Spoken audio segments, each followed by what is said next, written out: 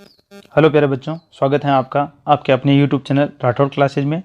आज के इस वीडियो में हम कक्षा 8 की गणित की जो प्रखर 2 ब्रिज कार्य पुस्तिका दे रखी हैं उसका आकलन 2 हल करेंगे। इसमें दिए गए प्रश्नों को हल करेंगे। आइए देर न करते हुए शुरुआत करते हैं आकलन 2 की। पहला प्रश्न दे रखा है, इसमें बार बार जोड़ को गुणन के रूप में लिखें। तो यहाँ पर क्या है, 7 को 4 बार जोड़ रखा है, तो हम इसको 7 × 4 भी लिख सकते हैं, क्योंकि 7 को लिख रहे हैं और 4 बार लिख रहे हैं, तो 7 × 4 लिखेंगे तो इसका हल निकल जाएगा। वैसे आगे ख में 3 को 4 बार जोड़ रखा है, तो हम इसको 3 × 4 लिख सकते हैं। 9 को 3 बार लिख रखा है, तो 9 × 3 इसको हम 9 × 3 लिख सकते हैं। 4 को 4 बार लिख रखा है, तो हम इसको 4 × 4 लिख सकते हैं। दूसरा प्रश्न है, नीचे दी गई संख्याओं को पहले 5 गुणज लिखें। संख्याओं के 5 गुणज लिखने हैं हमें। तो 4 के मैंने 5 गुणज लिख रखे हैं, 4, 8, 12, 16 और 20, यानी 4 का पहाड़ा लिखना है। वैसे ही 6 के 5 गुणज हो जाएंगे, 6, 12, 18, 24 और 30, यानी 5 तक के पहाड़े लिखने हैं, 4 और 6 के। तीसरा प्रश्न है, उन संख्याओं पर गोला लगाएं जो दी गई संख्याओं का समान गुणज है। यानी कि यहाँ पर 2 संख्याएं दे रखी हैं, दोनों के गुणज होने चाहिए इनमें जो दे रखे हैं। तो मैंने पहले गोला बनाया है 15 पर। कै में जो दे रखे 3 और 5, उसमें मैंने 15 पर गोला बनाया है, क्योंकि 3 का भाग भी 15 में जाता है और 5 का भाग भी 15 में जाता है।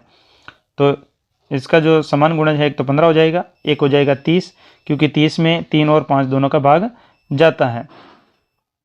वैसे ही ख में 4 और 7 दे रखे हैं, तो इसका जो समान गुणज है वो 28 है। तो 28 में मैंने गोला बना दिया है, क्योंकि 28 में 4 और 7 दोनों के भाग जाते हैं। चौथा प्रश्न है, हल करना है। जोड़ दे रखी हैं और खाली स्थान दे रखे हैं, तो हमको भरना है। पहले दे रखा है 8, 0, 8 और 0 को जोड़ते तो 8 होते हैं, इसलिए मैंने खाली जो स्थान है उसमें 8 भर दिया है डिब्बे में। ये देखो 8 भर दिया मैंने। फिर ऊपर खाली स्थान दे रखा है, नीचे 8 दे रखे हैं और 3 है, तो इस खाली स्थान में मैंने 5 भर दिया है, इसलिए 8, 5 और 8 3 होते हैं, हासिल का 1 लग जाएगा। ऊपर 2 और 1 3 हो जाएंगे, और नीचे खाली स्थान में 3 भर देंगे तो उत्तर में 6 आ जाएंगे। वैसे ही 2 और खाली स्थान में 5 भर देंगे तो 2 और 5 7 हो जाएंगे। इस प्रकार से आगे भी मैंने हल कर रखा है। 7 और खाली स्थान में 4 भर दिए हैं, तो 7, 4, 11 होते हैं, इसके 1 उतर जाएगा और हासिल का 1 लग जाएगा। फिर 7 और 1 8 होते हैं, और खाली स्थान में 6 भर देंगे तो 8 और 6 14 होते हैं, उसके 6 नीचे उतर जाएंगे, 1 हासिल का लग जाएगा। फिर खाली स्थान में 7 लिख दिया, तो 1 और 7 8 हो जाएंगे, और आगे वाले खाली स्थान में मैंने 0 लिख दिया, तो 0 और 8 8 हो जाएंगे। वैसे ही ग वाला मैंने कर रखा है कि खाली स्थान में 5 भर दिया, इसलिए 5 और 2 7 हो जाएंगे। फिर आगे 1 और खाली स्थान में 2 भर दिया, तो 1 और 2 3 होते हैं।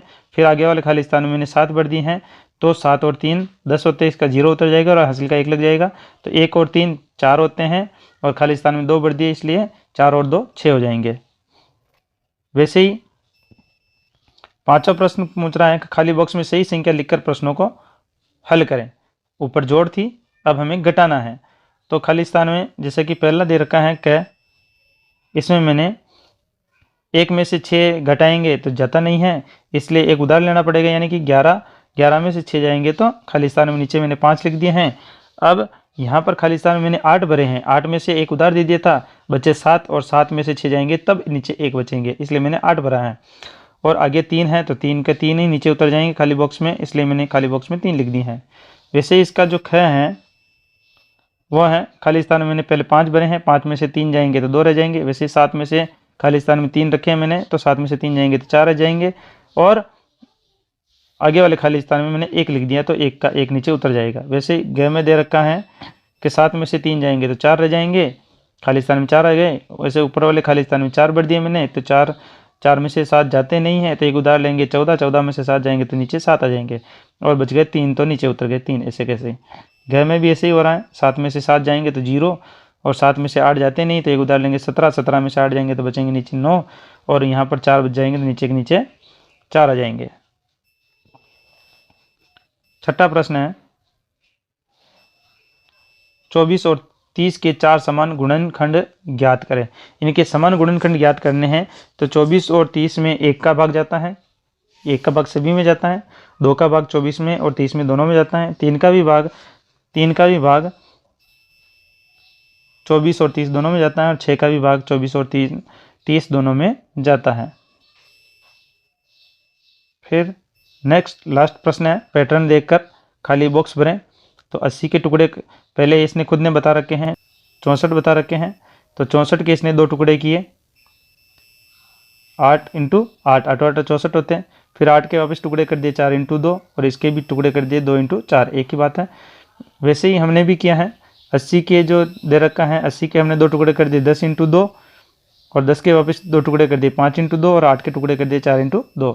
वैसे आगे 120 दे रखा है तो 120 के हमने 2 टुकड़े कर दिए 12 × 10, 12 के 2 टुकड़े कर दिए हमने 4 × 3 और 10 के 2 टुकड़े कर दिए 5 × 2। इस प्रकार हमारे ये आकलन 2 पूरा हो गया है। अगर आपको वीडियो अच्छा लगा हो, पसंद आया हो, इसमें जो सवाल मैंने हल करवाए हैं वो आपको समझ में आया हो तो एक बार वीडियो को लाइक कर दीजिए, साथ ही इस वीडियो को शेयर भी कर दीजिए ताकि दूसरे भी इसका लाभ उठा सकें। और अभी तक आप इस चैनल पर नए हैं तो एक बार चैनल को सब्सक्राइब कर दें और साथ ही साथ बेल आइकन को भी हिट कर दें ताकि नए आने वाले वीडियो का नोटिफिकेशन आपको मिल सके और आप उसका लाभ उठा सकें।